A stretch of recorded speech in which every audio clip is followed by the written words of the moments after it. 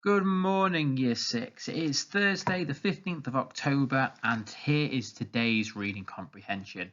To start off today's reading comprehension, can you have a little look at the picture, which is your picture stimulus for today?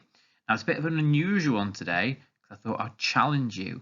For this picture stimulus, I still want you to do a retrieve, something you can see.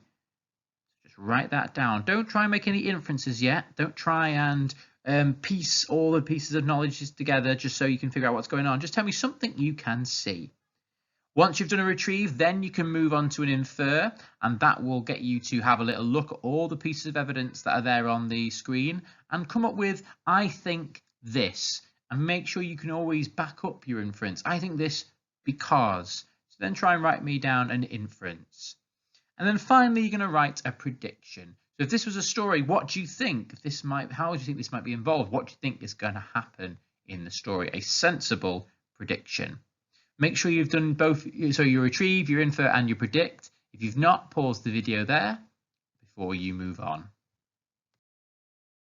So today's text is called Red Blood Cells, which is what the picture was on the previous slide. And it comes from a website called lawnylabs.com.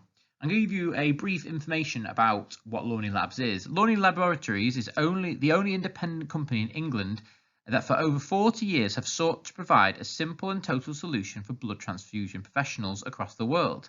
Lawney was created by biomedical scientists who believed that the manufacture and distribution of reagents and associated products for blood transfusion could be provided professionally, ethically, and with quality at the centre of all that it did. So as a company, Lawney Laboratories is a company, and this is a text that they have produced to help us understand what blood transfusion is, and specifically today looking at red blood cells.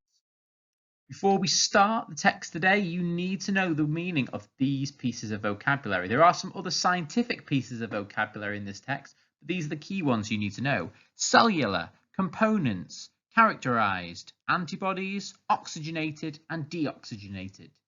Can you please write down what you think the definitions of these words are? And if you're not sure, maybe use the internet to help you. Pause the video there and make sure you've got all the definitions to these words before you carry on with your comprehension.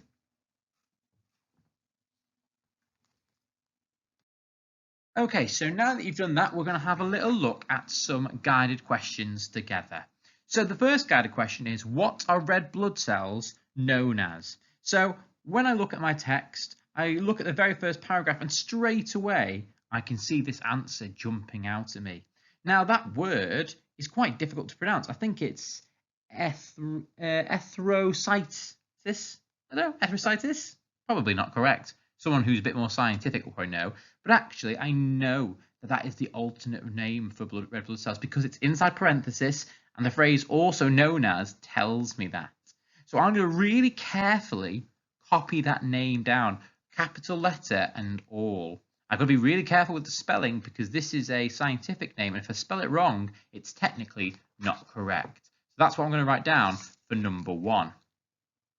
Number 2 says, what gives red blood cells their colour?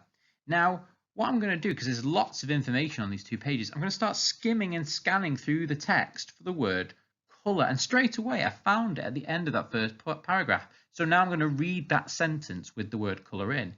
It says, the blood cell is characterised by a red colour due to the presence of haemoglobin, which is a protein that helps bind oxygen to the cell. So there, in that sentence, I know that the red colour is due to the presence of haemoglobin. Now, I'm going to include all the key information there. I don't want to just write haemoglobin.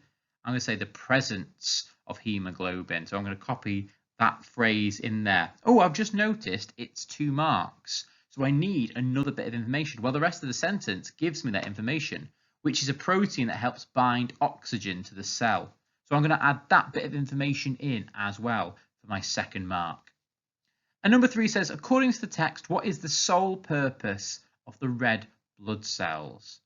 Now, I've noticed that sole purpose is in quote marks, which means it's quoting something from the text, which means it wants me to go back and look at the text. So luckily, my eyes have fallen on that quote straight away. It's still in the first paragraph. It says there are millions of them within the human body, and their sole purpose is to carry oxygen from the lungs to tissues throughout the body. So I've got to be really careful here because there are lots of uses of the red blood cells. But here it specifically gives me a quote that it wants me to use. What is the sole purpose? And I can see that there's 2 marks. So I'm probably going to want to say 2 things. So the sole purpose is to carry oxygen from the lungs to tissues throughout the body, as well as carrying carbon dioxide to the lungs so it can be exhaled. That to me feels like 2 full marks. Once you've completed the guided questions, I want you to move on to your independent questions for the rest of the comprehension.